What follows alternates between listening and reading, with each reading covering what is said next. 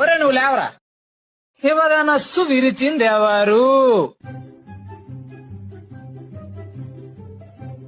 చెప్పరా, శివధనస్సు విరిచిందెవరు? Sir I don't know sir. Sir నాకు తెలియదు సార్. నేను ఎరవలేదు సార్. అమ్మమ్మ చుట్టూ సార్. నేను ఎరవలేదు సార్. నువ్వు విరవలేదా? వాడు అలాంటి వాడు కాదు సార్, చాలా మంచోడు, ఇన్నోసెంట్ బాయ్.